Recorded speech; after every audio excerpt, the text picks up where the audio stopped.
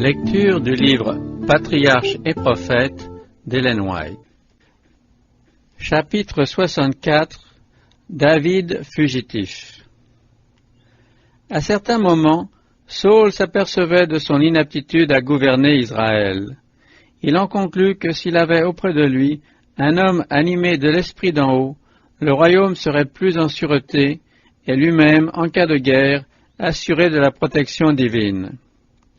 Comme la droiture et la sagesse de David prouvaient que Dieu était avec lui, le roi, qui s'en rendait compte, refusa désormais de le laisser retourner auprès de son père et le retint à la cour. C'est alors que Jonathan, fils de Saül, et David se lièrent d'une profonde amitié. L'âme de Jonathan s'attacha à l'âme de David, de sorte que Jonathan l'aima comme lui-même.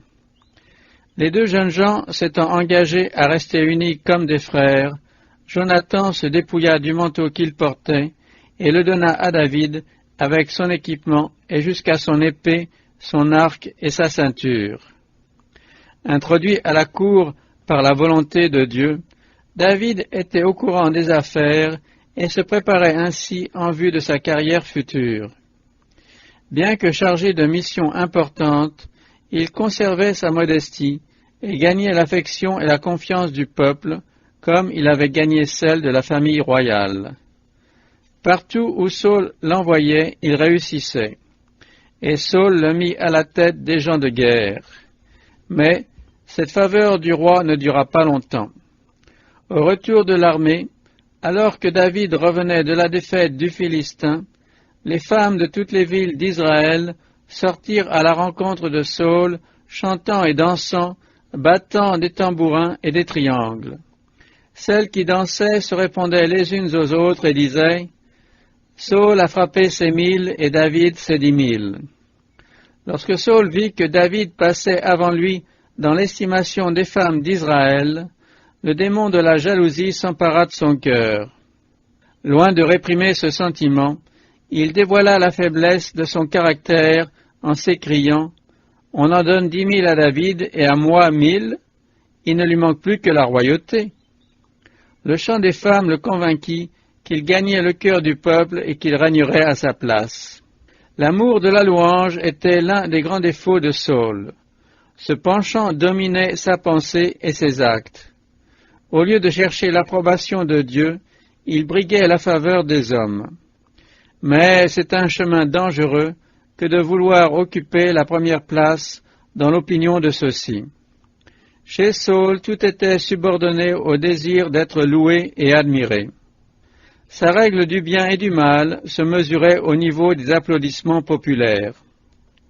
La présence de David à la cour était pour le bien du monarque, et les douces mélodies du jeune chantre avaient pour but d'amener Saül à se laisser toucher par l'Esprit de Dieu. Mais Satan s'acharnait à exciter la jalousie d'un roi qui, tout en gouvernant Israël, ne savait pas se gouverner lui-même. Sacrifiant son jugement à ses impulsions, il se livrait à des excès de colère aveugle, véritable paroxysme de rage, au cours desquels il était prêt à tuer le premier qui eût osé le contrarier. De ces accès de frénésie, il tombait dans un état d'abattement, de remords, de dégoût de lui-même. Alors il demandait à David de lui jouer de la harpe, et le mauvais esprit semblait conjuré pour quelque temps. Mais ces accalmies duraient peu. Un jour que David chantait devant lui un hymne à la louange de Dieu en s'accompagnant de la harpe, le roi, soudain saisi d'un transport de fureur, jeta sa lance contre lui. David, divinement protégé, s'enfuit sain et sauf. Pour se débarrasser de son rival, Saül l'avait éloigné de sa personne et établi chef de 1000 hommes. Mais David réussissait dans toutes ses entreprises, et l'Éternel était avec lui. Saül, le voyant si bien réussir, avait peur de lui. Le contraste désavantageux où le plaçait la vie irréprochable de son jeune capitaine l'irritait et le rendait malheureux, car tous en Israël et en Juda aimaient David. On constatait qu'entre les mains de ce jeune homme capable, les affaires étaient menées avec sagesse et dextérité. Ses conseils étaient sages, alors que les avis du roi étaient parfois très sujets à caution. Bien que Saül fit l'impossible pour trouver l'occasion favorable de mettre fin au jour de loin de l'Éternel, ses ruses échouaient toujours.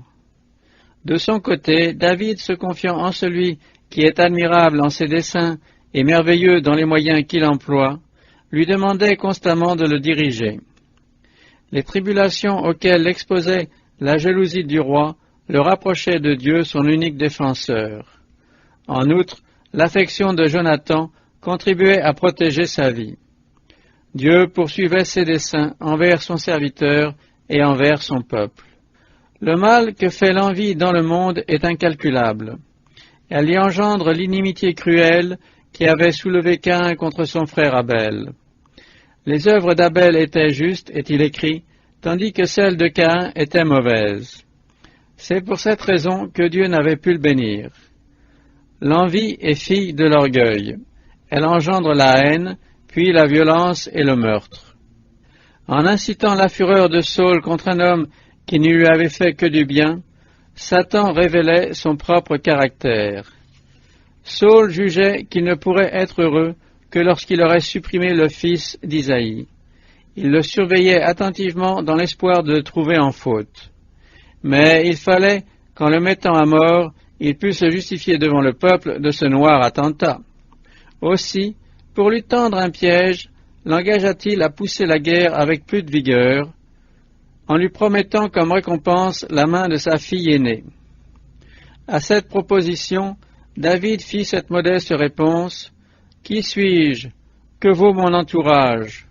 Et qu'est-ce que la famille de mon père en Israël pour que je devienne le gendre du roi ?» Le monarque montra sa mauvaise foi en donnant sa fille à un autre. Michal, la plus jeune fille de Saül, avait une vive inclination pour David. Le roi y vit une nouvelle occasion d'ourdir la perte de son rival.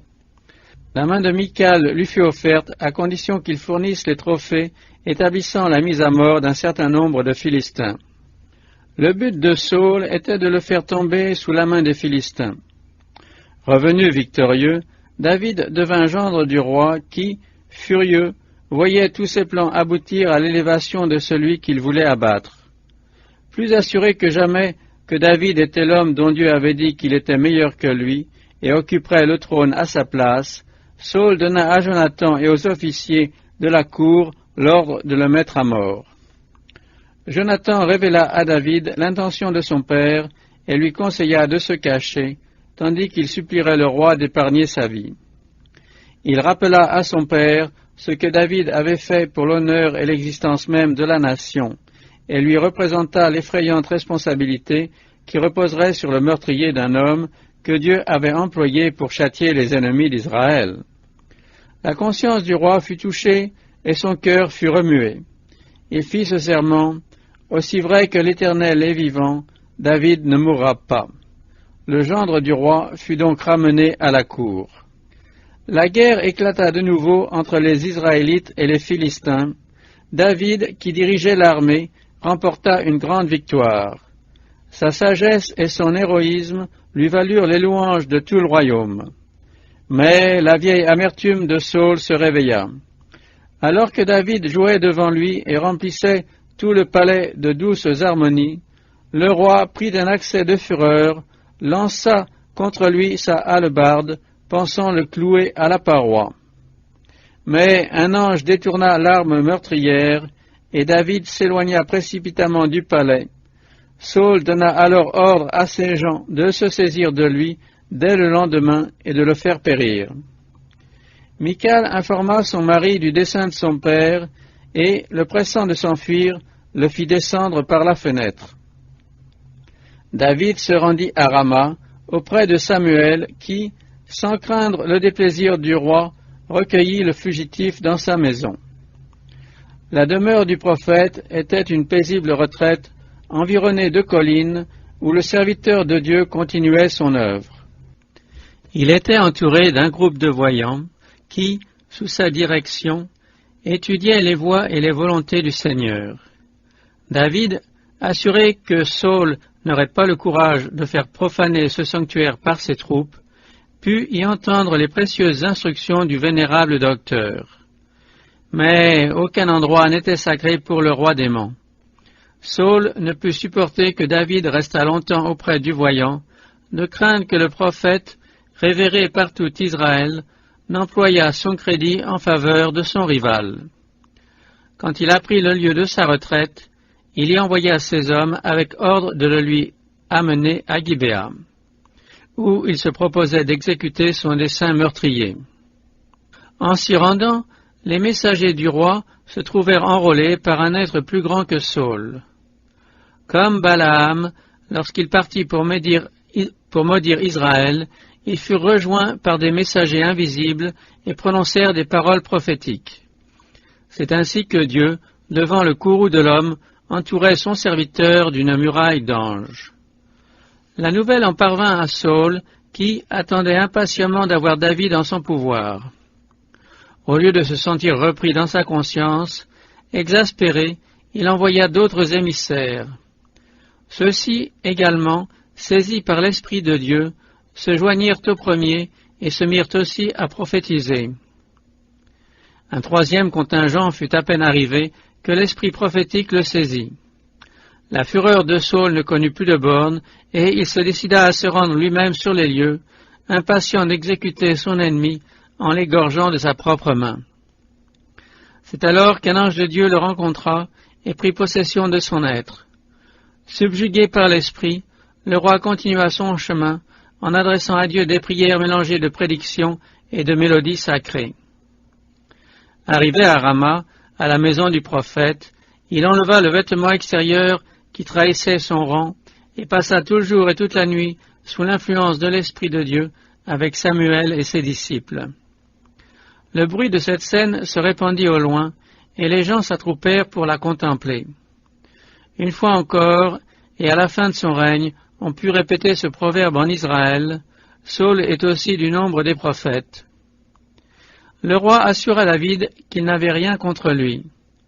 Mais celui-ci se défiait des paroles du roi et de sa conversion. Il n'attendit pas que son humeur changeât, il s'échappa. Il réussit à revoir son ami Jonathan, et il eut une entrevue avec lui. Conscient de son innocence, il lui adressa cette touchante lamentation. « Qu'ai-je fait? Quel est mon crime? De quoi me suis-je rendu coupable envers ton père pour qu'il en veuille à ma vie ?»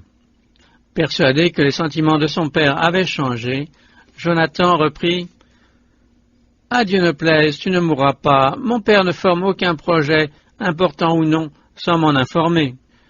Pourquoi donc mon père me cacherait-il celui-ci? Cela n'est pas possible. » Après la récente manifestation de la puissance de Dieu, Jonathan ne pouvait croire que le roi pût faire du mal à David.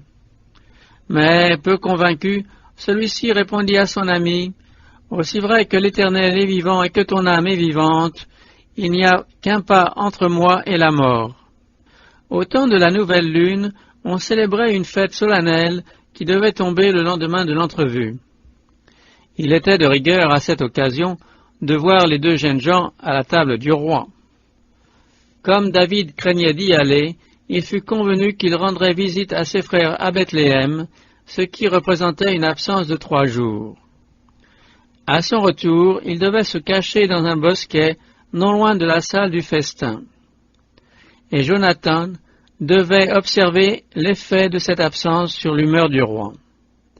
Aux questions qui lui seront posées, il devra répondre que David s'est rendu chez ses parents pour assister à un sacrifice.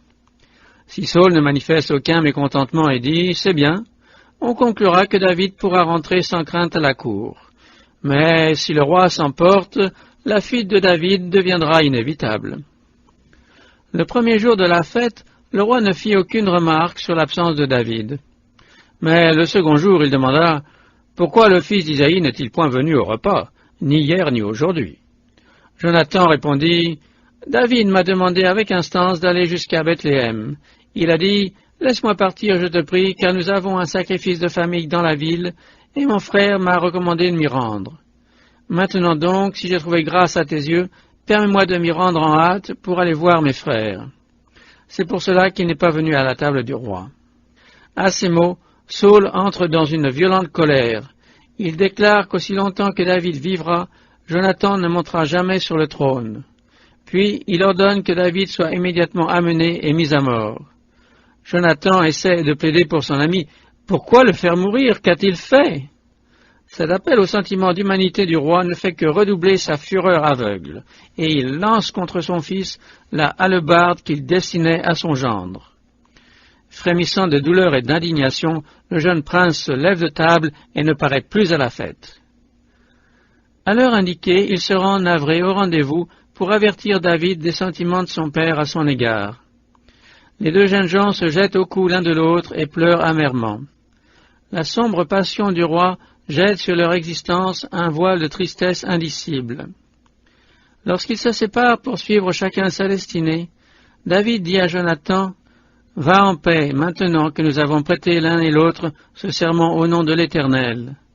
L'Éternel sera entre moi et toi, entre ma postérité et ta postérité à jamais. » Le fils du roi retourne à Gibéa, tandis que David se rend à Nob, ville de la tribu de Benjamin, distante de quelques kilomètres. Ne sachant où se réfugier, il vient y chercher un asile chez le prêtre Achimélec. Celui-ci, très inquiet de le voir arriver seul, à la hâte et le visage bouleversé, lui demande ce qui l'amène. Dans la crainte d'être découvert, le fugitif recourt à la dissimulation. Il répond au saint homme que le roi lui a confié une mission secrète exigeant une grande célérité. Ce manque de véracité et de foi en Dieu devait coûter la vie au prêtre. L'enfant de Dieu doit être véridique au risque des pires conséquences. Le grand prêtre n'avait que des pains sacrés. David parvient à dissiper ses scrupules et à se faire remettre les pains pour apaiser sa faim. Mais un nouveau danger se présente. Doeg, un Édomite, principal berger de Saül, qui professait la foi des Hébreux, faisait en ce moment ses dévotions devant le sanctuaire. À la vue de cet homme, David se décide d'aller chercher un refuge ailleurs et de se procurer des armes. Il demande une épée au sacrificateur. Celui-ci lui répond qu'il n'en a pas d'autre que celle de Goliath, qui figure au tabernacle comme relique. « Elle n'a pas son pareil, lui dit David, donne-la-moi. » En prenant l'épée avec laquelle il a exécuté le héros des Philistins, le courage lui revient, et il va se réfugier auprès d'Achis, le roi de Gath, ennemi de son peuple, où il pense avoir moins à craindre que sur les terres de Saül. Mais on vient rapporter à Achis que David est l'homme qui, quelques années auparavant, a tué le géant des Philistins. Le chef de l'armée de Saül, en fuite, se retrouve ainsi dans un grand péril dont il n'échappe qu'en feignant d'être fou. Le manque de confiance en Dieu dont David avait fait preuve à Nob avait été une première erreur. Sa ruse devant Achis en était une seconde. Il avait naguère montré de la noblesse de caractère, et sa valeur morale lui avait gagné la faveur du peuple. Dans une grave circonstance, se confiant en Dieu, il avait terrassé le colosse de Gath. Plein de cette confiance, il avait marché en son nom contre l'adversaire. Maintenant, il faiblit devant l'épreuve et laisse paraître la faiblesse humaine. Dans chaque homme, il voit un espion ou un traître.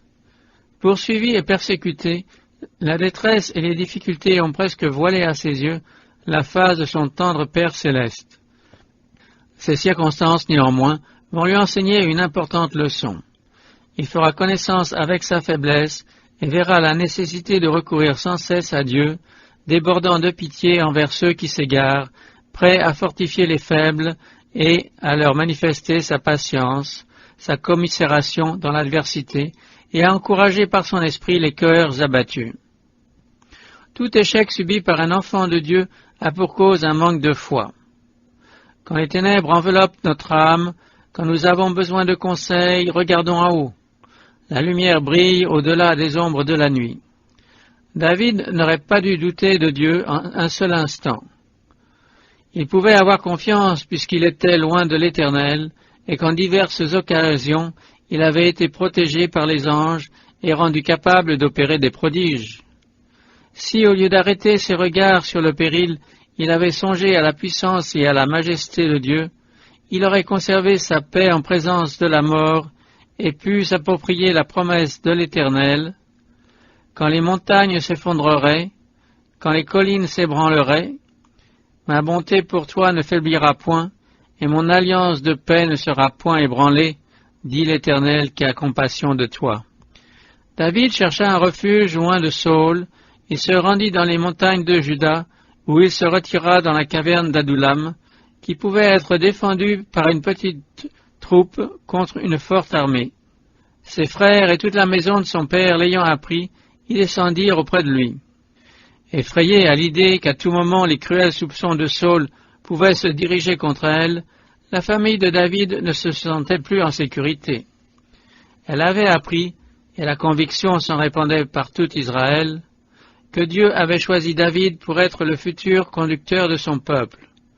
Aussi pensait-elle être plus en sûreté auprès d'un fugitif logé dans une caverne solitaire qu'exposé aux aveugles emportements d'un roi jaloux.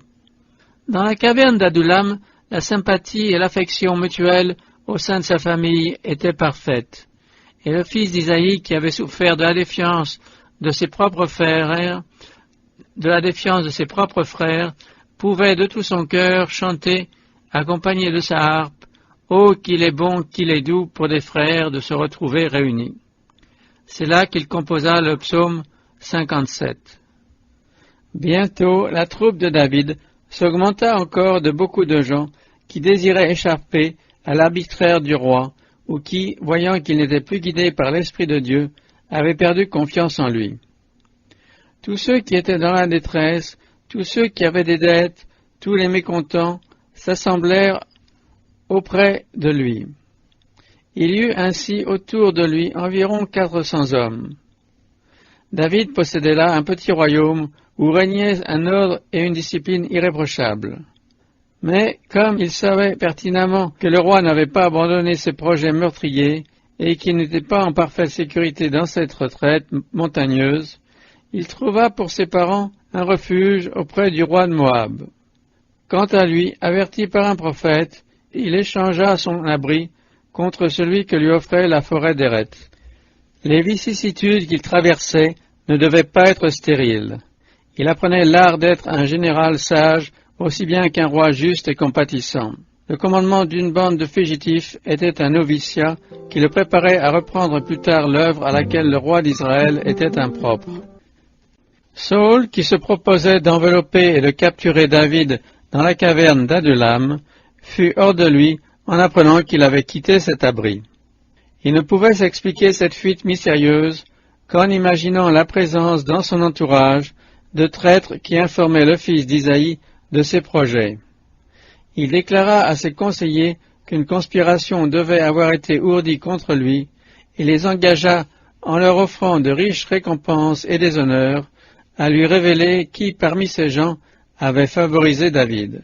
Doeg, l'Iduméen, poussé par l'ambition et la haine du prêtre qui avait dévoilé ses péchés, se fit délateur. Il rapporta à Saül la visite de David chez Achimélec, en termes qui étaient de nature à intensifier la colère du roi contre l'homme de Dieu. Les paroles perfides de cette langue enflammée du feu de la géhenne provoquèrent une crise de barbarie chez Saül. Dans son inhumaine fureur, il déclara que toute la famille du prêtre périrait. L'atroce décret fut exécuté. Sur l'ordre du roi et par la main de Doeg, non seulement Achimélec, mais les membres de la famille de son père, 85 hommes portant l'éphod de lin, furent égorgés. Saül fit encore passer au fils de l'épée Nob, ville des prêtres, hommes et femmes, enfants et nourrissons, bœufs et ânes, menu bétail, tout fut passé au fil de l'épée. Quand Dieu avait déclaré que l'iniquité des Amalécites était parvenue à son comble, le roi s'était cru trop humain pour exécuter la sentence qui les condamnait à mort. Et il avait épargné ce que Dieu avait voué à l'anathème. Ici, sans ordre de l'Éternel, il égorgeait tous les prêtres et exterminait tous les habitants de Nob. Telle est la perversité du cœur humain qui a refusé d'être guidé par Dieu. Cet abominable forfait accompli par le roi qu'il avait choisi frappa d'horreur tout Israël. L'Arche sainte était entourée de respect, mais on massacrait les prêtres qui consultaient l'Éternel. À quoi donc ne pouvait-on pas s'attendre?